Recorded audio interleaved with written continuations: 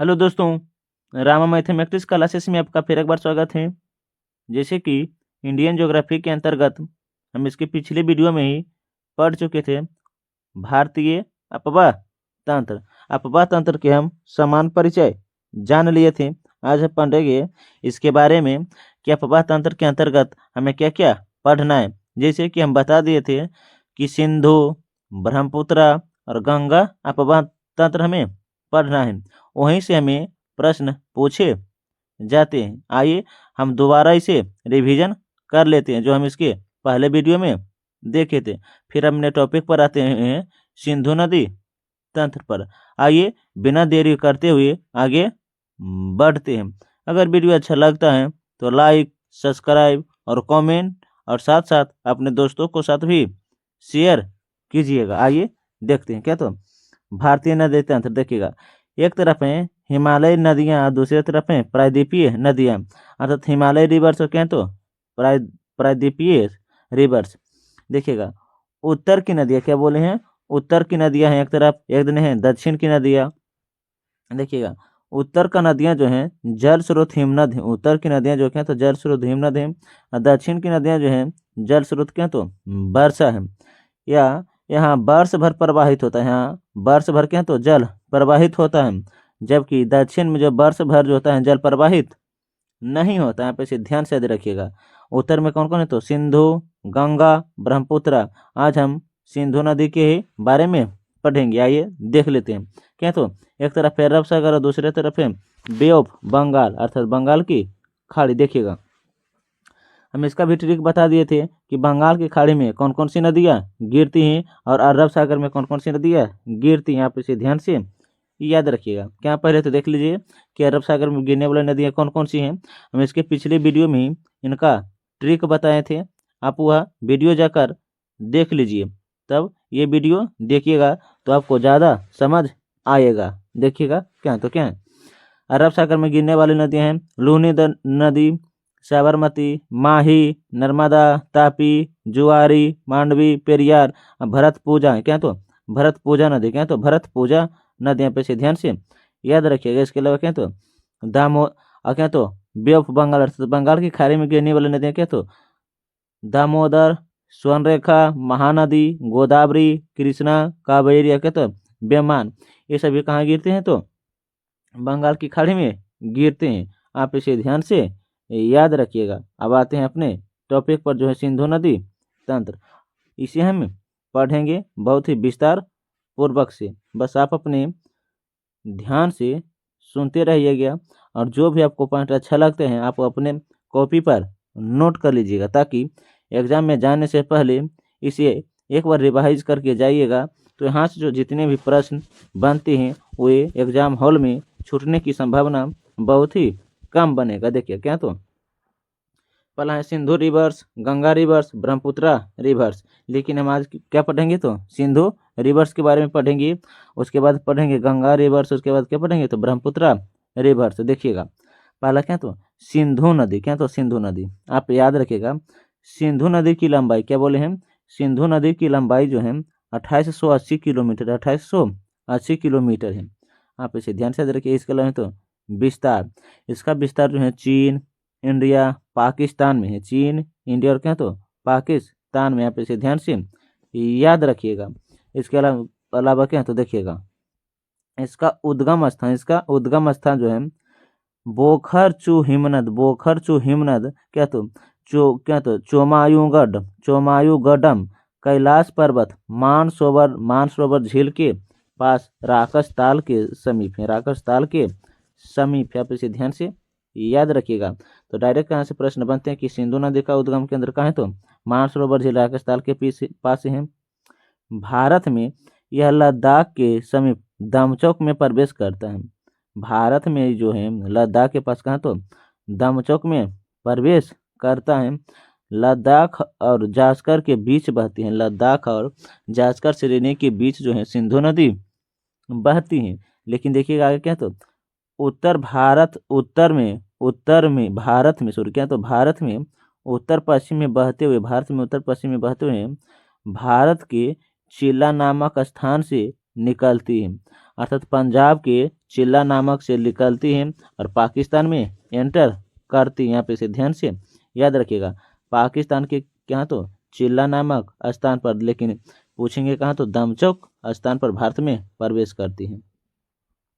देखिएगा क्या तो लद्दाख लद्दाख का लेह शहर सिंधु नदी के दाएं तट पर स्थित है। लद्दाख का शहर जो लेह है सिंधु नदी के दाएं तट पर ही स्थित है, सिंधु नदी के दाएं तट पर ही स्थित है। आगे क्या तो सिंधु नदी जल समझौता तो था 1960 में भारत और पाकिस्तान, इंडिया और पाकिस्तान के बीच हुआ था। सिंधु झेलम चिनाब का जो है पाकिस्तान जो है 80% जल उपयोग करता है, जबकि इंडिया 20% उपयोग करता है। रावी, ब्यास, सतलज ये जो है इसका जल जो है इंडिया 80% उपयोग करते हैं और पाकिस्तान 20% जल उपयोग करता है। आप इसे ध्यान से याद रखिएगा। इसके अलावा देखते हैं आगे क्या, तो 1 मिनट देखिए,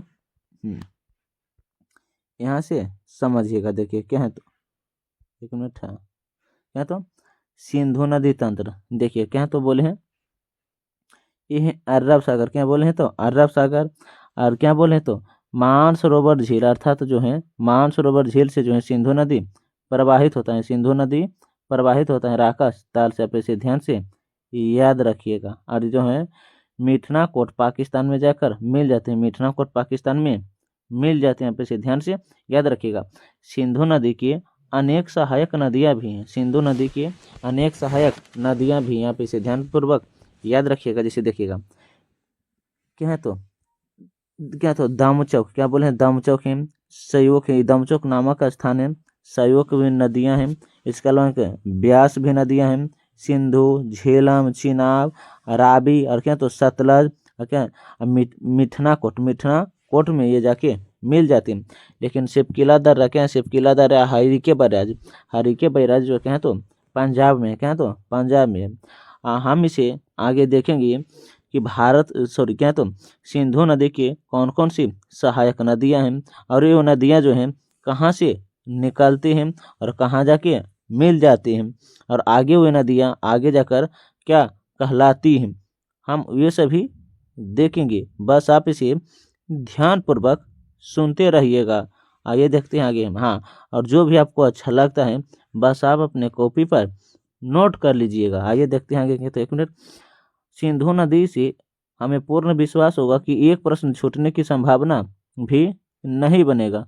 हम इसे पूरी ही बारीकी से भी पढ़ेंगे। आइए देखते हैं आगे क्या है। 1 मिनट देखिएगा क्या है तो सिंधु नदी तंत्र, क्या तो सिंधु नदी तंत्र देखिए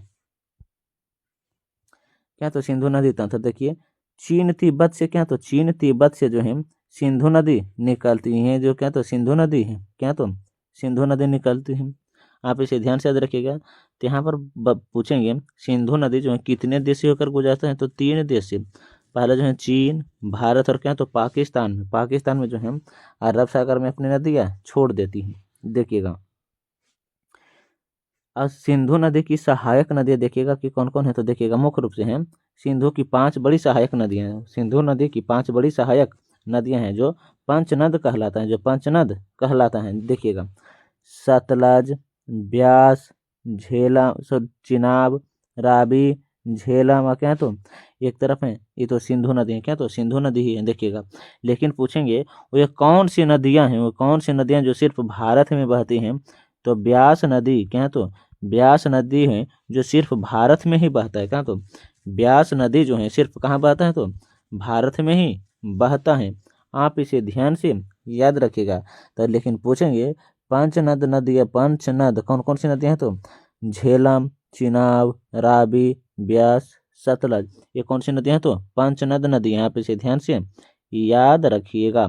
इंदिरा गांधी नहर जो नहर है क्या तो ब्यासी नदी पर बनाए गए हैं। क्या तो ब्यास नदी जो पंजाब के हरिके बैराज पर है, पंजाब के हरिके बैराज पर है।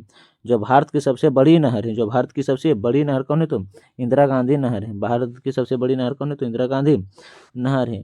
आप इसे ध्यानपूर्वक याद रखिएगा। आइए देखते हैं कि आगे क्या है, तो 1 मिनट देखिएगा आगे क्या है, तो 1 मिनट देखिए क्या है, 1 मिनट देखिए कि आगे क्या है। हाँ क्या तो सिंधु की सहायक नदियाँ बोले थे नहीं, देखिएगा क्या, तो सिंधु की सहायक नदियाँ बाएं तट से और दाएं तट से हम देखेंगे, देखिएगा क्या, तो सिंधु नदी की सहायक नदियाँ ये है बाएं तरफ से, क्या तो दाएं तरफ से, देखिएगा झेलम, चिनाब, रावी, ब्यास, सतलज, ये जो है पंचनद कहलाते हैं, क्या तो पंचनद कहलाते हैं।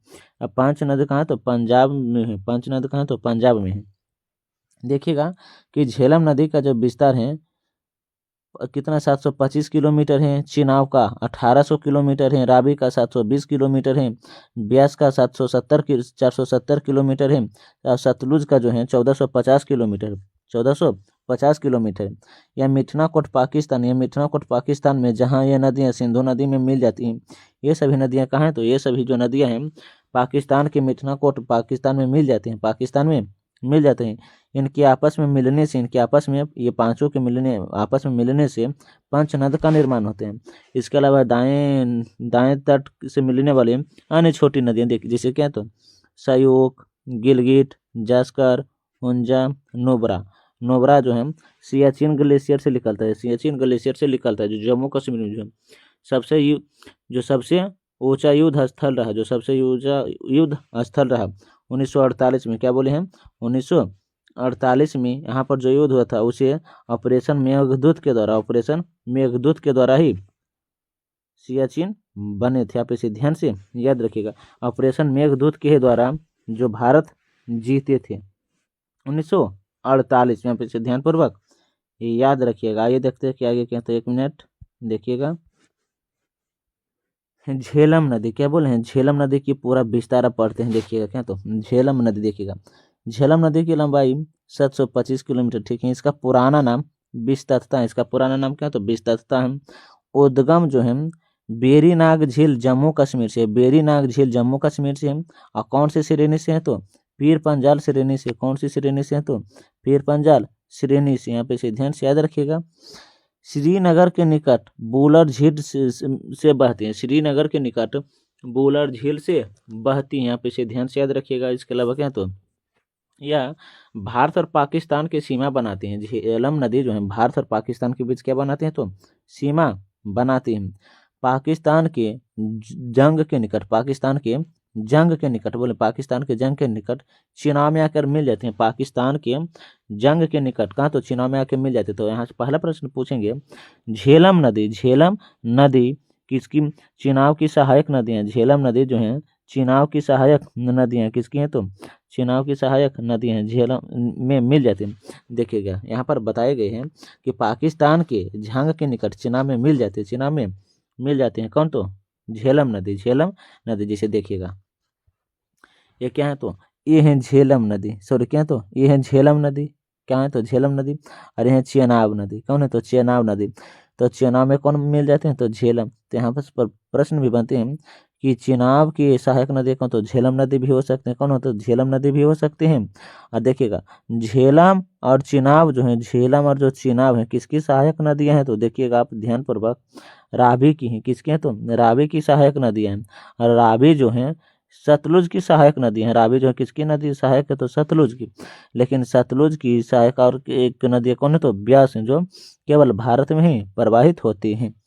इसका झेलम नदी, झेलम नदी में, झेलम नदी श्रीनगर में है। झेलम नदी कहाँ है, तो श्रीनगर में।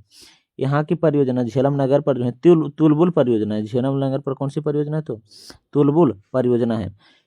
यहाँ से जितने भी फैक्ट बनते हैं हम वही सभी बताते जा रहे हैं, बस आप अपने कॉपी पर ध्यानपूर्वक याद कर लीजिएगा और साथ साथ नोट भी करते चलिएगा ताकि यहाँ से जो बनने वाले प्रश्न हैं वो एग्जाम हॉल में छूट ना सके। आइए देखते हैं क्या, तो देखिएगा क्या, तो चेनाब नदी, इसकी लंबाई 1800 किलोमीटर, इसकी लंबाई कितना था, 1800 किलोमीटर है। इंडिया में इसका है, चेनाब नदी की इंडिया में कितना, तो 1180 किलोमीटर, 1180 किलोमीटर है। चेनाब नदी का पुराना नाम अस्किनी है, अर्थात प्राचीन नाम, चेनाब नदी का प्राचीन नाम क्या है, तो अस्किनी है। इसका उद्गम है बारालाचा दर्रा हिमाचल प्रदेश, बारालाचा दर्रा हिमाचल प्रदेश। यहाँ से दो नदियाँ चंद्रा और भागा निकलती हैं, चंद्रा और भागा, और जो हिमाचल प्रदेश के तांडी में, हिमाचल प्रदेश के तांडी में मिल जाती हैं और क्या कहलाती हैं, तो क्या, तो क्या तो चंद्रभागा कहलाती है, चंद्रभागा के नाम से जाने जाते हैं। आगे जो चंद्रभागा के नाम से जाने जाते हैं, चंद्र और भागा, आगे क्या कहलाते हैं, चंद्रभागा। यह सिंधु की सबसे बड़ी सहायक नदियां हैं। सिंधु की सबसे बड़ी सहायक नदियां कौन है, तो चिनाब नदियां हैं। सिंधु की सबसे बड़ी सहायक नदियां कौन है, तो चिनाब नदियां। यहाँ पे से ध्यान से याद रखिएगा। इसके अलावा देखिएगा परियोजना की सिंधु नदी पर कौन कौन सी परियोजना, सलाल, दुल्हस्ती, बागलीहार परियोजना, ये सभी कहाँ है, तो चिनाब नदी पर है। चिनाब नदी पर ये 3 परियोजना पे से ध्यान से याद रखिएगा। जो भी यहाँ से फैक्ट बनती हैं हम वैसे भी आपको बताते जा रहे हैं। आप इसे ध्यानपूर्वक सुनिएगा और अपने कॉपी पर भी नोट करते चलिएगा। आइए देखते हैं आगे क्या है, 1 मिनट देखिएगा। क्या तो रावी नदी, क्या तो रावी नदी, देखिएगा रावी नदी की लंबाई कितना है, तो 720 किलोमीटर है। रावी नदी की लंबाई कितना है, तो 720 किलोमीटर है। इसका पुराना नाम क्या है, तो पारूशनी या इरावती। रावी नदी का प्राचीन नाम क्या है, तो पारूशनी या इरावती। उद्गम उद्गम केंद्र हिमाचल प्रदेश के रोहतांग दर्रे से पश्चिम से होता है। हिमाचल प्रदेश के रोहतांग दर्रा पश्चिम से होता है। रावी नदी चंबा घाटी में प्रवाहित होता है। रावी नदी कहाँ प्रवाहित होता है, तो चंबा घाटी में प्रवाहित होता है। यह पाकिस्तान में सराय सिंधु के पास चिनाब नदी में मिलती हैं। सराय सिंधु के पास चिनाब नदी में मिलती हैं। यहाँ पे से ध्यान से याद रखिएगा। इसके अलावा क्या है, देखिएगा रावी नदी पर कौन कौन सी परियोजना है, तो चमेरा परियोजना है, थिन परियोजना है। चमेरा परियोजना कौन सी है, थिन परियोजना है। ब्यास नदी पर देखिएगा, ब्यास नदी की कुल लंबाई कितना, तो 470 किलोमीटर है। इसका प्राचीन नाम बिपाशा है। ब्यास नदी का बिपाशा है। आप इसे ध्यान से याद रखिएगा। उद्गम, क्या तो उद्गम जो है ब्यास कुंड हिमाचल प्रदेश, ब्यास कुंड हिमाचल प्रदेश के रोहतांग दर्रे के पास होता है। रोहतांग दर्रे के पास होता है। यह हिमाचल प्रदेश के कुल्लू घाटी में प्रवाहित होता है। यह हिमाचल प्रदेश के कुल्लू घाटी में प्रवाहित होता है। ब्यास नदियां नहीं जाती हैं, ब्यास नदियां नहीं जाती हैं, क्योंकि ब्यास नदियां केवल भारत में ही प्रवाहित होता है। देखिएगा भारत में सतलज मिलकर उसकी सहायक बनती हैं। भारत में जो है ब्यास को मिलकर सहायक बन जाती हैं। भारत ब्यास नदियां नहीं जाती, भारत में सतलज मिलकर उसकी सहायक नदियां बनती हैं। ब्यास नदी क्या तो पौंग डैम पर है। ब्यास नदी है पौंग डैम पर है। ब्यास नदी किस डैम पर है, तो पौंग डैम पर है। यहाँ पे ध्यान से याद रखिएगा। ब्यास नदी धौलाधर श्रेणी में, ब्यास नदी धौलाधर श्रेणी में काती और लड़गी में गार्ज का निर्माण करते हैं। काती और लड़गी में गार्ज का निर्माण करते हैं। ब्यास नदी सतलज के संगम पर है। ब्यास नदी जो है सतलज के संगम पर है, जहाँ हरीके बैराज डैम है। हरीके बैराज डैम है जो भारत की सबसे लंबी नहर, जो भारत की सबसे लंबी नहर है। और कौन है, तो यहाँ से इंदिरा गांधी नहर निकाली गई। यहाँ से इंदिरा गांधी नहर निकाली गई। यहाँ पे से ध्यान से याद रखिएगा। ये देखते हैं आगे क्या है, तो सतलज नदी है। क्या तो सतलज नदी के बारे में देख लेते हैं। देखिएगा 1 मिनट। क्या तो सतलुज नदी, देखिएगा सतलुज नदी है। इसका क्या है, इसकी लंबाई कितना है, तो 1450 किलोमीटर, लेकिन भारत में 1080 किलोमीटर। भारत में इसकी कितना, तो 1080 किलोमीटर है। इसका प्राचीन नाम सुतरुदी है। सतलज का सुतरुदी है। उद्गम राकस ताल के तिब्बत कैलाश पर्वत से है। तिब्बत में क्या तो लांचेन खाब के नाम से जाने हैं। तिब्बत में लांचेन खाब के नाम से जाने थे। यह भारत में शिवकिला में प्रवेश करते हैं। यह भारत में शिवकिला में प्रवेश करते हैं। शिवकिला में प्रवेश करती हैं। यह भारत में प्रवेश करने से पहले 400 किलोमीटर तक सिंधु के समांतर बहती हैं। 400 किलोमीटर तक सिंधु के समांतर बहती हैं। सतलज पर कौन कौन सी परियोजना है, आप इसे ध्यान से देखिए एकदम। झाकरी परियोजना, कोडरमा परियोजना, भाखड़ा नागल परियोजना। देखिएगा झाकरी परियोजना, कोडालमा परियोजना, भाखड़ा नागल परियोजना। भाखड़ा नागल परियोजना जो है गोविंद सागर झील से निर्मित है। भाखड़ा नागल बांध जो है, भाखड़ा नागल बांध है गोविंद सागर झील मानव निर्मित झील, जो कहाँ तो हिमाचल प्रदेश में। कहाँ तो हिमाचल प्रदेश में। देखिएगा क्या तो सिंधु नदी, क्या तो सिंधु नदी है। देखिएगा अब आपको यहाँ समझाते हैं। क्या तो देखिएगा मानसरोवर झील, कैलाश पर्वत, ये जो है कहाँ तो तिब्बत में पड़ता है। कहाँ पड़ता है, तो तिब्बत में पड़ता है। पे से ध्यान से याद रखिएगा और देखिएगा किस पर्वत। ये जो है क्या तो सिंधु नदी, क्या है तो ये सभी क्या तो सिंधु नदी, क्या तो सिंधु नदी। यहाँ पे से ध्यान से याद रखिएगा। और अरब सागर में जाकर मिल जाती हैं। कहाँ मिल जाती हैं, तो अरब सागर में जाके गिर जाती हैं। और देखिएगा सतलज नदी का जो उद्गम केंद्र है राकस ताल के पास एक है, कैलाश पर्वत के पास एगो क्या तो राकसताल झील है, राकसताल झील है। यह जो है सिंधु की सहायक नदियां, सिंधु की सहायक नदियां हैं। इसके अलावा देखिएगा रावी नदी भी किसकी सहायक नदी है, रावी नदी भी किसकी सहायक नदी है, तो सिंधु की सहायक है। रावी नदी किसकी सहायक है, तो सिंधु की ही सहायक है। यहाँ पे से ध्यान से याद रखिएगा, लेकिन आप इसे ध्यान से समझिए कि रावी नदी जो क्या बोल रहे हैं, रावी नदी जो है, रावी नदी सतलुज की है। रावी नदी जो है किसकी सहायक नदी है, तो सतलुज की सहायक नदी बन जाती है। और चिनाब नदी जो है क्या, सॉरी क्या, झेलम नदी, झेलम नदी जो है चिनाब की सहायक नदियाँ हो जाती है। झेलम नदी जो है चिनाब की सहायक नदियाँ हो जाती हैं। यहीं पर एगो बेरी नाग झील, बेरी नाग झील जो है जम्मू कश्मीर में, क्या तो जम्मू कश्मीर में। ये सभी जो बाएं तट वो सभी दाएं तट है। देखिए दाएं तट में कौन कौन से छोटी हैं, एक गिलगित जो पाकिस्तान में है, सयोक है, नुब्रा है जो सियाचिन, सियाचिन बताए हैं, करहार है, स्वागत है, काबुल है, काबुल कहाँ पाकिस्तान में पड़ता है, कोर्रम है, गोमल कंदार है, क्या तो झोब है। ये जब क्या तो छोटी नदियां हैं, छोटी नदियां जो सिंधु की सहायक नदियां, यहाँ पे से ध्यान से याद रखिएगा। 1 मिनट देखते हैं आगे क्या, तो देखिए 1 मिनट देखिएगा आगे क्या, तो हिमालय अपवाह तंत्र नदियां। आइए इसे हम दोबारा देख लेते हैं ताकि एक ही वीडियो में सब याद हो सके। देखिएगा सिंधु नदी के बारे में पढ़ते हैं। देखिए सिंधु नदी तंत्र, इंडियन रिवर्स स्टेट, देखिएगा क्या, तो देखिए 1 मिनट है। यह विश्व की सबसे बड़ी नदियां द्रोणी में है। यह विश्व की सबसे नदी बड़ी द्रोणी है जिसका क्षेत्रफल 11,65,000 वर्ग किमी है। सिंधु नदी का क्षेत्रफल 11,65,000 वर्ग किमी है। भारत में इसका क्षेत्रफल 32 लाख, सॉरी भारत में इसका क्षेत्रफल है 3,21,289 है। 3,21,000 कितना है, तो 289 वर्ग किलोमीटर है। सिंधु नदी की कुल लंबाई, सिंधु नदी की कुल लंबाई जो 2880 किलोमीटर है। सिंधु नदी की कुल लंबाई कितना, तो 2880 किलोमीटर है। परंतु भारत में इसकी लंबाई 1114 किलोमीटर है। भारत में यह हिमालय नदियों की सबसे पश्चिमी नदी है, सबसे पश्चिमी नदी है। आप इसे ध्यान से याद रखिएगा। देखते हैं 1 मिनट, सबसे पश्चिमी नदी है। लेकिन देखिए सिंधु नदी का उद्गम तिब्बत क्षेत्र में कैलाश श्रेणी, कैलाश पर्वत श्रेणी में क्या तो बोखाचू के निकट एक हिमनद से हुआ है जो 4164 मीटर की ऊंचाई पर स्थित है।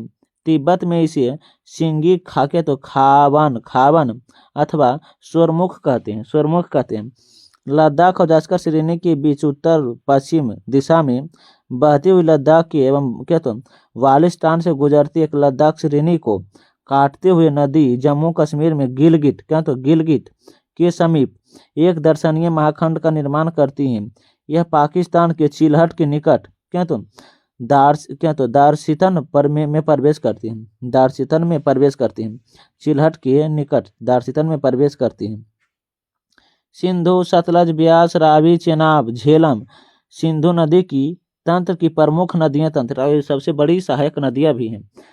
5 देखिएगा सिंधु नदी की सबसे बड़ी, सिंधु नदी की बहुत सी सहायक नदियां हैं जो हिमालय पर्वत से निकलती है, जिसे सयोक, गिलगिट, जास्कर, हुंजा, नुब्रा, सिंगार क्या तो गालरिस्न के दार्स, ये जो है कहाँ से निकलता है, तो हिमालय से निकलता है, हिमालय से निकलता है। और सिंधु नदी की क्या तो सहायक नदियां हैं। आप इसे ध्यान से याद रखिएगा।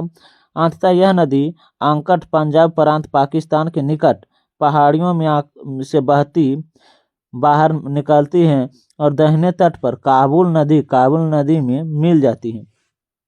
आप इसे ध्यान से याद रखिएगा। इसके अलावा क्या तो देखिएगा सिंधु जल समझौता 1960 के अनुसार 3 पूर्वी नदियों ब्यास, रावी और सतलज का नियंत्रण करने के लिए भारत और पाकिस्तान के बीच हुआ था, जबकि 3 पश्चिमी नदियां सिंधु, चेनाब और झेलम का नियंत्रण पाकिस्तान को दे दिया गया। यद्यपि इन्हीं सभी नदियों के जल का बंटवारा दोनों देशों के बीच होता है। भारत इस नदी प्रक्रम के संपूर्ण जल का केवल 20% उपयोग करता है। 20% उपयोग भारत करता है और जबकि उधर 80% कौन करता है, तो पाकिस्तान। 80% इधर भारत करता है तो 20% उधर कौन करता है, तो पाकिस्तान करता है। हम ये सभी बता दिए हैं। आइए देखते हैं क्या तो जल का क्या तो उपयोग, जल का उपयोग पंजाब, हरियाणा, राजस्थान के दक्षिण पश्चिम के भागों में सिंचाई के लिए होता है। इसे ध्यान से याद रखिएगा। ये देखते हैं आगे क्या, तो 1 मिनट देखिएगा। क्या तो ये है सिंधु नदी, क्या तो सिंधु नदी है, क्या तो 1 मिनट देखिए, क्या तो सिंधु नदी, क्या तो सिंधु नदी, देखिएगा ये क्या तो सिंधु नदी प्रवाहित हो रहा है, देखिएगा मानसरोवर झील राकस ताल से देखिएगा, यहाँ से जो जा रहे हैं, अब यहाँ से देखिए, एक समझिए राकस ताल झील है, और यहाँ से जो जा रहे हैं सतलज नदी जा रहे हैं, सतलज नदी जा रहे हैं, सतलज नदी जा रहे हैं, और सतलज नदी और क्या तो रावी नदी, चिनाब नदी, झेलम नदी, और क्या है तो एक ब्यास नदी, क्या तो ब्यास नदी जो है सभी जो है पंचतंत्र का निर्माण करते हैं, क्या तो पंचतंत्र का निर्माण करते हैं, यहाँ पे इसे ध्यान से याद रखिएगा।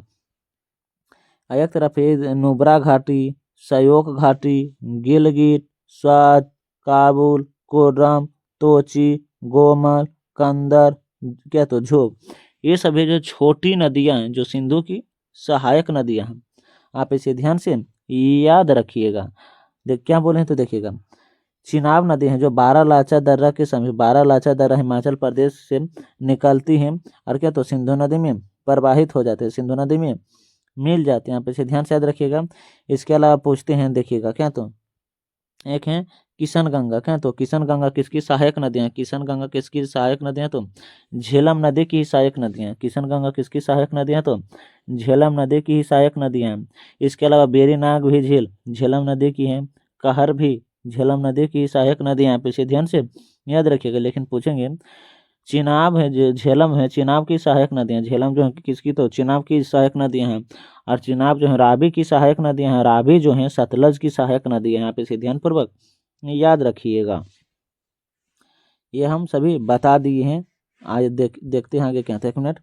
5 तंत्र द्वारा निर्मित 5 द्वाब, देखिएगा 2 नदियों के बीच के भूमियों के द्वाब के नाम से भी जाना जाए, देखिएगा द्वाब नदी क्षेत्र, बिलिष्ट द्वाब ब्यास और सतलज के बीच, बारी द्वाब ब्यास और रावी के बीच, रचना द्वाब रावी और चिनाब के बीच, क्या तो चांच द्वाब चेनाब और झेलम के बीच, क्या तो सिंध सागर द्वाब झेलम और सिंधु के बीच, झेलम और सिंधु के बीच, यहाँ पे से ध्यान से याद रखिएगा। इसके अलावा देखते हैं क्या तो 1 मिनट देखिए, क्या तो हाँ देखिएगा इसके दाहिने तट पर मिलने वाली अन्य मुख्य सहायक नदियाँ, क्या तो खोरुम, तोची, गोमल, झाबी, कंदर, ये सभी नदियाँ जो सुलेमान पर्वत श्रेणी से निकलती हैं और क्या तो सिंधु नदी में मिल जाती हैं। ये जो सभी किसकी सहायक ने तो सिंधु नदी की है। यह नदियाँ दक्षिण की ओर बहती हुई क्या तो मुठना कोट, क्या तो मुठना कोट के निकट पंचनद का जल का प्रवाह करती है, और पंचनद के नाम से पंजाब में जानी जाती है, जैसे सतलज है, ब्यास है, रावी है, चिनाब है, झेलम है, ये सभी पंचनद के नाम से जाने जाते हैं, यहाँ पे से ध्यान से याद रखिएगा। इसके अलावा क्या तो देखिएगा अंततः सिंधु नदी कराची के पूर्व अरब सागर में मिल जाती है। भारत में सिंधु नदी जम्मू कश्मीर से लेकर लेह जिले तक बहती है। सिंधु और ब्रह्मपुत्र नदियों का उद्गम तिब्बत के पठार के से होता है। तिब्बत के पठार से निकलने वाली अन्य नदियाँ इस प्रकार हैं, त्यांगसू, क्यांगो, जियांगो, हांगसू, पीत, क्या पीली नदी, इरावती नदी, मेकागा, क्या तो सतलज। सयोक नदी को मध्य एशिया में यंडकरी या क्या तो काराकोरम क्षेत्र की मृत्यु नदी भी के नाम से जाना जाता है, काराकोरम के क्षेत्र के मृत्यु नदी के भी नाम से जाने जाते हैं, यहाँ पे से ध्यान से याद रखिएगा। इसके अलावा देखिए क्या तो प्राचीन काल में यारकंड एवं लद्दाख के नीचे इसी नदियों का माध्यम से व्यापार होता था।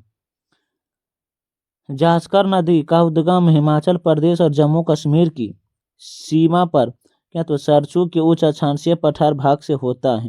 यह नदी जास्कर श्रेणी से गौर्ज का निर्माण करते हैं, कठोर चट्टानी भागों से होकर गुजरते हैं, या पहले उत्तर पश्चिम पूर्व से बहते हुए नियमों के निकट सिंधु नदी में मिल जाती है। सतलज नदी या सुरुती नदी, सतलज नदी क्या तो सुरुती नदी, देखते हैं सभी के बारे में। यह पूर्ववर्ती नदियां हैं जो तिब्बत में 4555 मीटर की ऊंचाई पर मानसरोवर के निकट राकसताल के से निकलती हैं, और क्या तो लाखेचन खाब के नाम से जाना जाता है।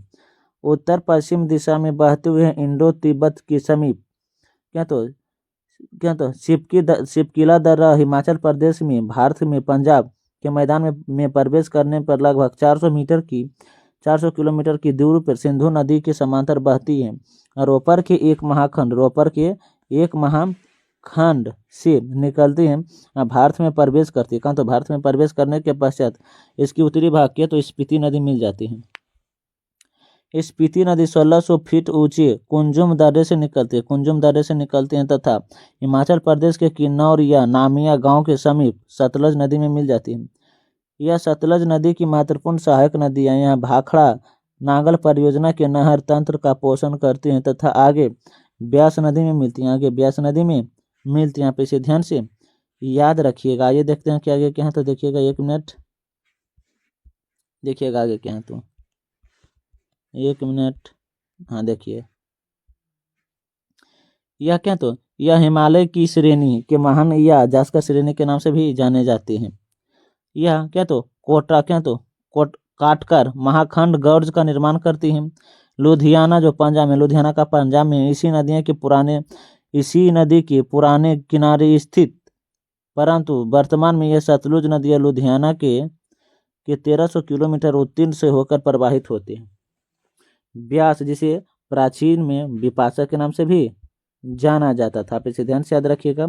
यह सिंधु नदी क्या बोले हैं, यह सिंधु नदी एक अन्य महत्वपूर्ण सहायक नदी है जो समुद्र तल से 400 मीटर की ऊंचाई तक रोहतांग दर्रे से निकट ब्यास के कुंड से निकलते हैं, ब्यास कुंड से निकलती हैं। यहाँ कुल्लू घाटी से गुजरती हैं और धौलाधर श्रेणी में काती और क्या, तो लागरी में महाखंड का निर्माण करती हैं। यह पंजाब के द्रोण में प्रवेश करती हैं और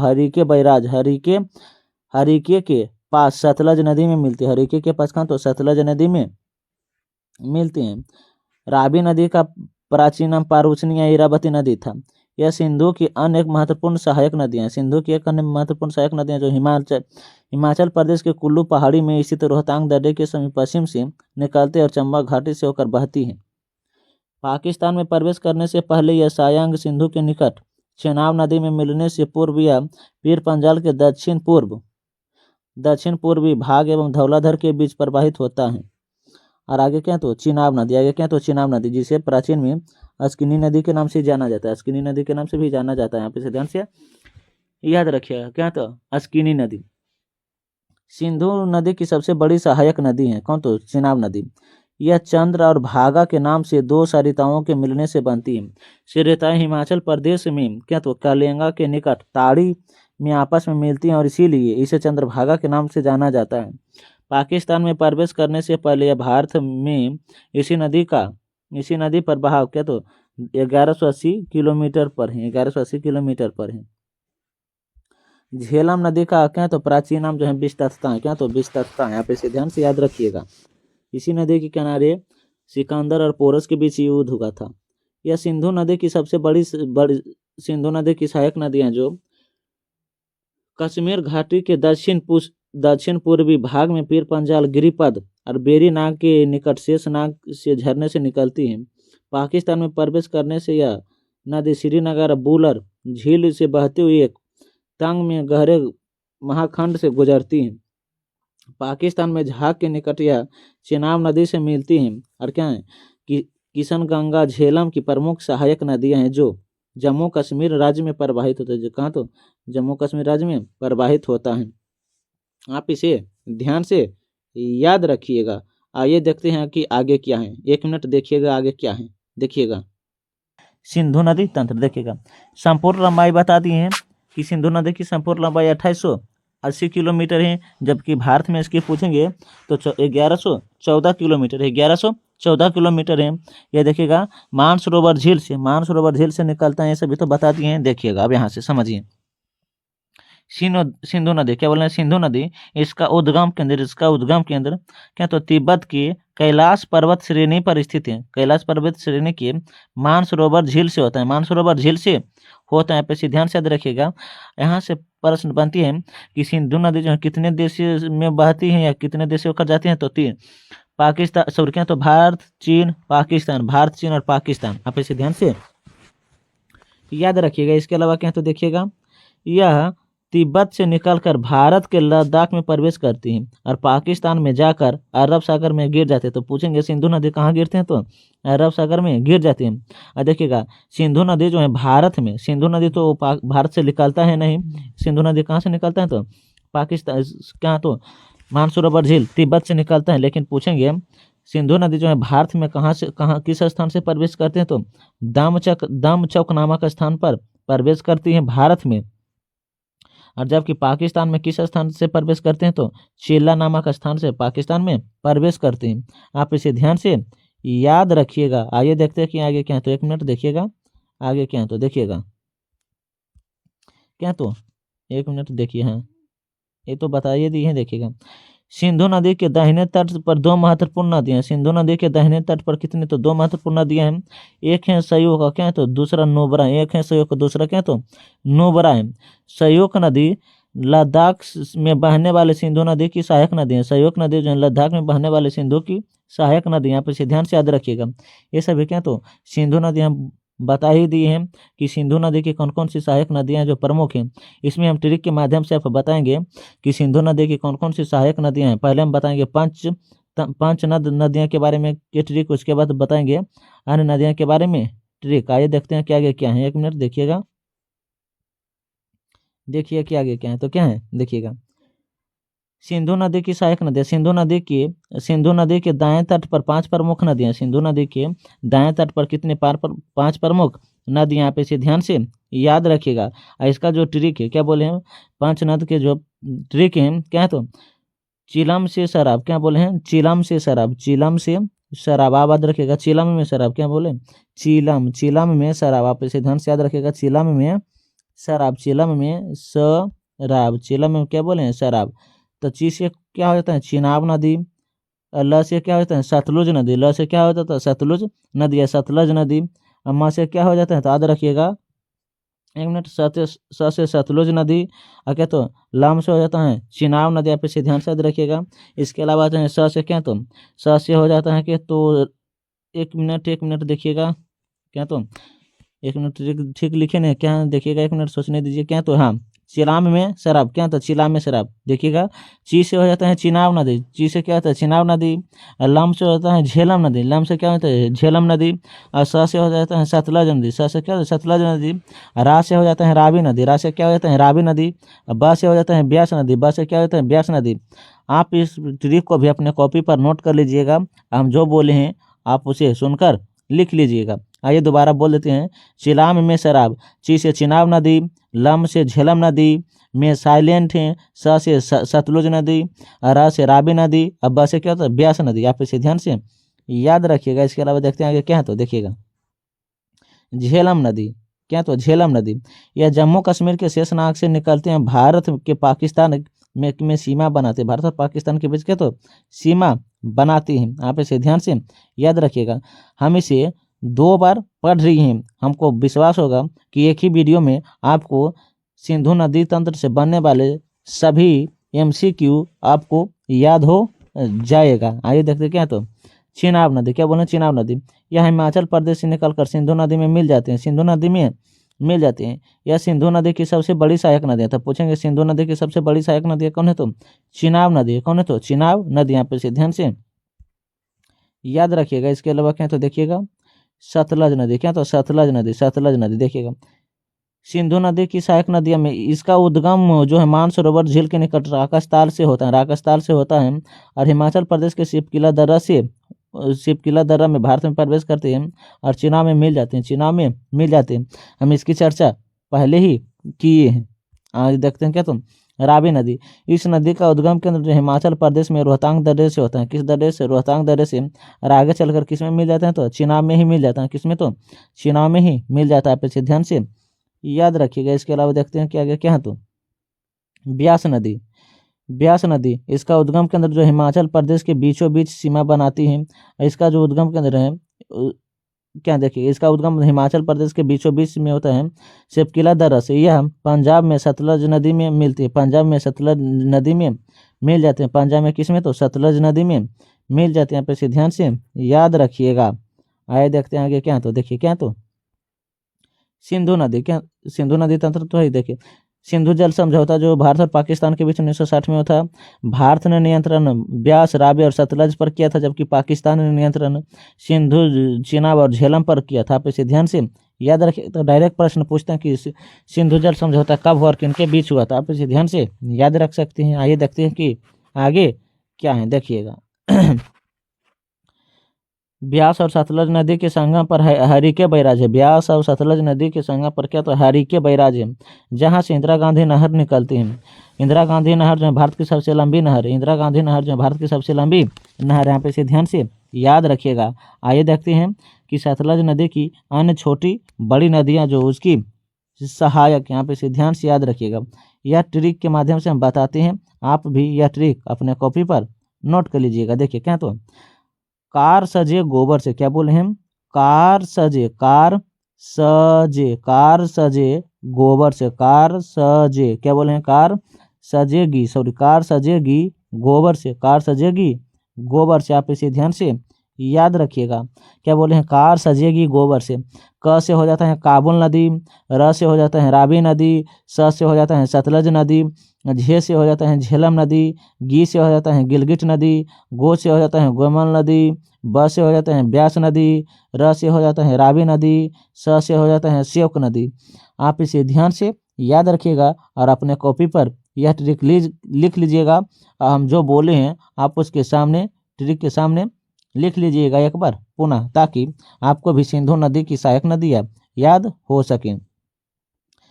जो भी हम पढ़ाए हैं सिंधु नदी तंत्र में, आपको एक ही वीडियो में याद हो गया होगा, हमें पूर्ण विश्वास है, क्योंकि यहाँ से जितने भी MCQ प्रश्न बनते हैं हम वह सभी करवा दिए हैं। अब आगे मिलेंगे ब्रह्मपुत्र नदी तंत्र के साथ।